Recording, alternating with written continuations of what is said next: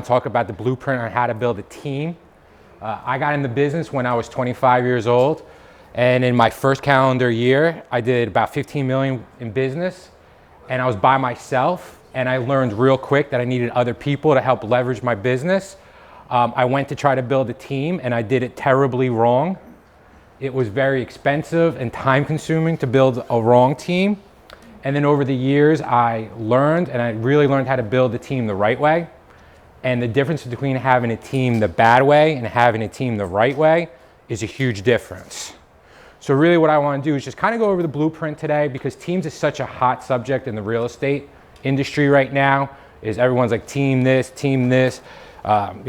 two people, we're the monster top producing team in the area. Everyone has all these different slogans for teams. I've seen agents really try to build teams the wrong way and it implodes.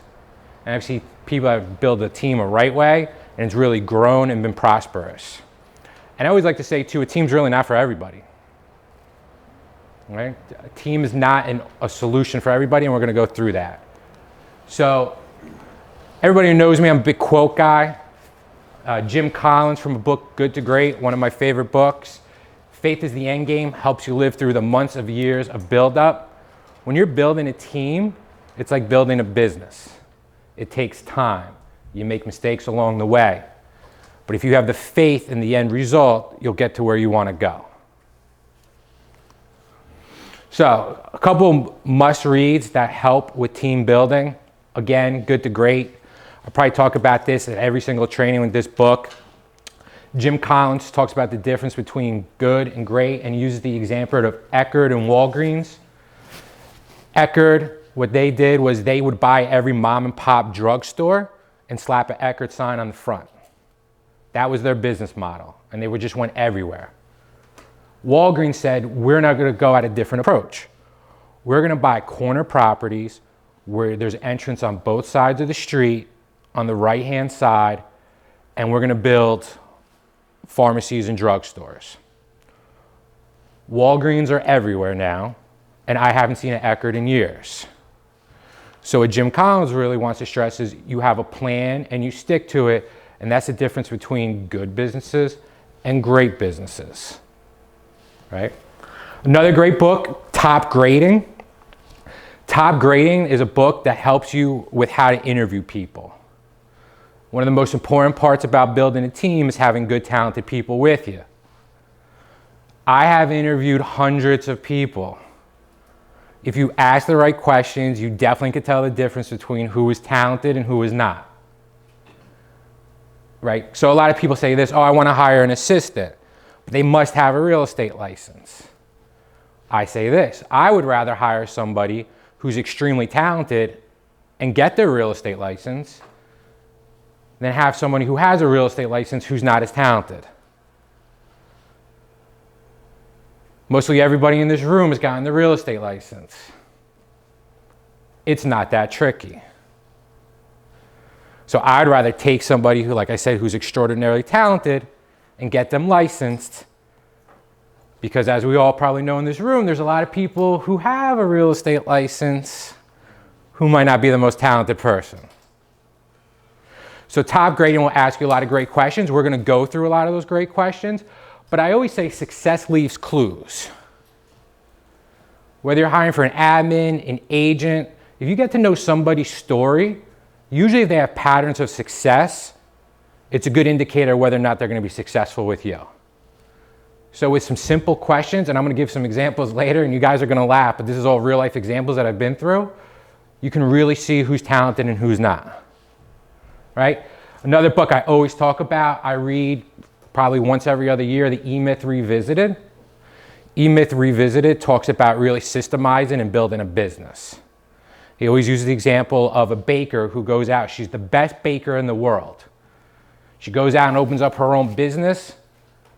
Her business crumbles, and she's just depressed because all she really wants to do is bake. And I think we see this a lot in the real estate industry. We see a realtor who's doing really well, and they're going, all right, well, let me just go out and open up my own office. And then they said, oh, wow, I just really want to sell real estate.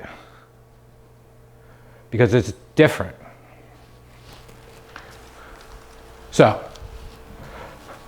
I'm gonna ask you guys. You guys are here about team building. Why would anyone in this room want to have a team? What would you see as the benefits? Leverage other people's time and skills. Okay, that's good. Leverage. Would anyone want to build a team for a financial reason? Right? Leverage time, financial. So, I want to talk though about, you only hear the upside of having a team. Right? I'm in these Facebook groups or whatever else with like lab coat agents, and you get all these things like, I got 35 buyer's agents, this, everything's great. You never hear the downside of having the team, right? Well, let me give you one of the downside. Time. I always say this too, Bill Gates. Bill Gates can make another $25 billion. Bill Gates can never be 25 again.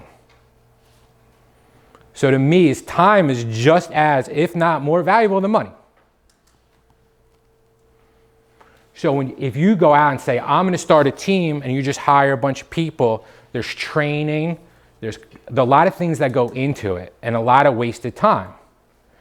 And if you aren't hiring the right people, and they leave, and you just invested 3 months of your time and energy into it, you lost time, and you lost money. This is another thing that happens. Carl, I want to start a team. Why? I'm going to give the agent the lead, and I'm going to take half the commission. It's going to be so easy. All right. So they hire an agent who's really not a talented agent. Give them the lead. They don't close it. And then the agent's like, yeah, but what did I really lose? Well, I always say the counterpoint. If you took that lead and you ran that lead and you converted that lead and you got the commission, you just lost that commission on that deal. And let's break it down like this. Anyone here spend money on Zillow or Realtor.com or any $19.99 a month thing that people try to sell you that you end up spending $1,000 a month on? I always challenge agents, why don't you figure out how much you're paying per lead? I just spent a week with an agent who runs a $70 million team. He knows the number of how much each Zillow lead, how much each Boomtown lead, how much each whatever other selling services leads cost. So when he looks at the agent's production, he also knows the expense that agent cost him.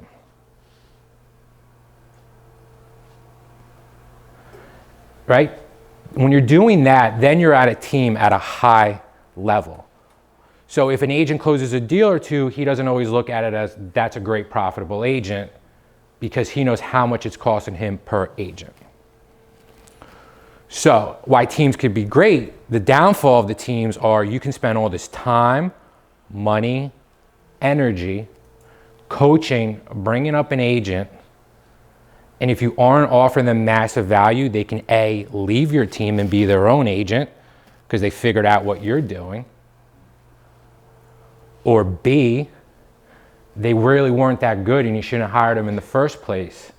And you just wasted all that time, money, and energy. So before we start going on about how to build a team, I really just want people to think of like, what could be the downfalls of actually running a team? Because that's the side that's not talked about enough in this business. Okay, and then I get this question. All right, Carl, when should I start a team? Let me ask you guys, when do you think it's a good place to start a team? Well, like January, February, slower times. See, Volume-wise, business. and this question too, no, I agree with that, but this question is not more of a time frame during the year. But what point in your business should you say, all right, I need to start looking to implement a team? And let me clarify. When you feel you're leaving money on the table, like you have leads that you can't service, Okay. and you feel like you're leaving money on the table. Right. No, and I would agree with that. I would definitely agree with that. So when do you hire? When the stuff is getting in the way and you have more business and leads that you can get to. Now, asterisks, with an administrative assistant. And we're gonna go into this more. But when you realize that your time, you are maximized, that's when it's good to start looking into getting a team member. All right? When you're as effective and as efficient as you can be with your time and you have allocated to your career and you have mastered the art of lead generation. If your business is a roller coaster, right? High, high, high, low, low, low, low, high, high, high, high, low, low, low, low, it's very tough to have a team. I always say in this business, right? You can't take the highs too highs and you can't take the lows too lows because this business will drive you nuts. And if you're like that as a single agent, imagine if you have two agents looking at you to help generate leads and you don't have that consistent flow of business, you're really going to feel the pressure. So the perfect time to start, when I started my team, I had about 35 listings. And it got to the point where it was physically impossible for me to run the buyer leads and sleep, right? And this was not even with paid leads. I just had such a large listing inventory, right? Like I always say, if you have a lot of listings, you'll have a lot of buyer leads. And they're gonna be the best buyer leads there are. Better than Zillow, better than Trulia, better than all the other 7,000 websites that sell you leads. You want buyers, get a lot of listings. So, all right, so now you're at the point you're thinking about getting a team, then you gotta start thinking about what to delegate. My first admin I hired, she was breathing and wanted to work. I'm like, oh, this is great. She comes in for an interview. I sat there and bragged about myself for a half hour. And I'm like, do you want the job? She's like, yeah, I could do this job. I'm like, great, that was a good interview. All I did was brag about myself. I was like, I'm 25. I was like, I'm doing all this business and I need help. Do you want to help me? She's like, yes. I was like, great. I thought I was a genius. She comes in day one. I look at her. She looks at me. I said, so what are we doing? She goes, you tell me. I go, I thought you knew what we were doing. She's like, I have no clue what we're doing. I'm like, this is going to be a disaster, Carl. Good job. Good thing you got to brag about yourself, though. So you got to feel so cool for an hour. Right? It was a disaster. She stared at me, I stared at her, and this is the same story. I was hanging out with a Keller Williams agent at Hoboken, named Dave DeVoe. We had the same exact conversation. He said, I hired my first assistant, I stared at her, she stared at me. I said, I did the same exact thing. It is so common in this business. It is so common. So you got to figure out what you want to delegate. I must make the most effective, efficient use of my time, right? I figured out I was really good at prospecting in this business. I figured out I was really bad at filling out a contract, right? I would have to fill out a contract and it just weighed on me like, oh my God, I got to fill this out. And then like I do it, I'm like, well, okay, that really wasn't that bad. But I worried about it for 2 hours instead of taking the 5 minutes just to fill out the contract. Or I had to like fill out a listing agreement. I'm like, oh, right, paperwork was not my strength. Lead generation, the sales was my strength. So I figured out if I had to hire, and I was doing a lot of property management, me dealing with PSE&G was not my strength. I think I might still be banned from calling PSE&G. Because if anyone dealt with the utility companies doing property management, it's a nightmare. Right? So you gotta know what your strengths are and what your weaknesses are. Right? I must be at my highest and best use at all times. I said, listen, if I can hire an admin to take some of this stuff off my plate and gives me 1 more hour a day to prospect, it's worth it. I must eliminate my peaks and valleys results. This is what I was talking about with the business. When you hire a team, it should help you delegate things so you can focus on just having consistent business. I must be wealthy and thus need wealth determiners, right? If you really want to build a business, you got to have people on board they can delegate things to help you build it. I must build a business and live at the highest level. This is the reasons you want to delegate. You want to free up your time, and in essence, you want to help create and grow a business. Right? There's only two ways to increase your income. You either work more or you leverage. Only two ways. And lately, I'm not more into the do more part. Right? There's only so much time in a day. So let's talk about it. All right, great. I'm going to be a team leader. Here's a great quote from Tony Dungy. And if you don't know who Tony Dungy is, he used to coach the Indianapolis Colts when Peyton Manning was there during the peak. The secret to success is good leadership, and good leadership is all about making the lives of your team members / workers better. If you start a team and you do not have this attitude, it's not going to work. You have to want to see other people succeed. One of the reasons I bought a real estate brokerage was because I wanted to see other people succeed. And I wanted to help. There's a great book that if you're going to be a team leader, you should read that I should have put up there. It's called The Go-Giver. And it's all about the more you give, the more you receive. The more you help people grow, the more you get back in return.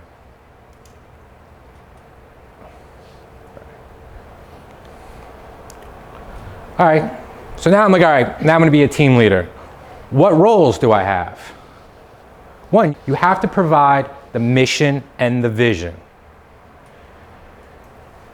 Talented people who are going to work on your team are going to want to work and know why they're working with you. What's the end goal?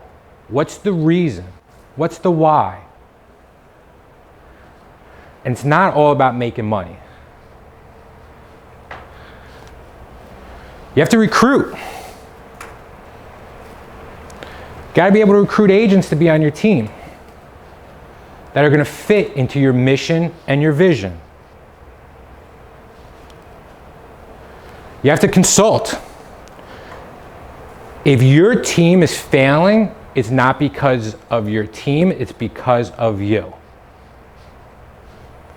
It starts from the top down. If you can't help your people grow, you're not going to go anywhere. If you just hire an administrative assistant and stare at them while they stare at you, and you're not able to help them help you, it's not their fault. It's your fault. It was my fault when I hired that admin, and it lasted like 2 weeks. It wasn't her fault. It was my fault. 'Cause I didn't know what I was doing. I didn't screen. I didn't inspire her. Prepare team goals and hold team accountable to the goals. If you're investing a lot of time, money, and effort into people on your team, you want to keep them accountable, and you just don't want to do it once. This is a consistency thing. You can't just meet with the team member once and say, how's everything going? Okay, great, see you in a year. If you have any questions, don't bother me, because I'll just get rid of you. And it sounds silly, but in the reality, this is what a lot of people do. Right? If you're going to be the team leader and you have a buyer's agent with you, you really want to have to help them grow. You have to keep them accountable. You want to see what their conversion rate is. You want to see where they're weak, and you want to help them grow. That's why they're with you. You got to hold weekly meetings. Right? Even as a broker owner, I have weekly staff meetings. It just keeps everybody on the same page. You gotta pay bills. When you're a team leader, you're paying for lead gen, probably paying some type of office fee, probably helping them out with whatever to get started.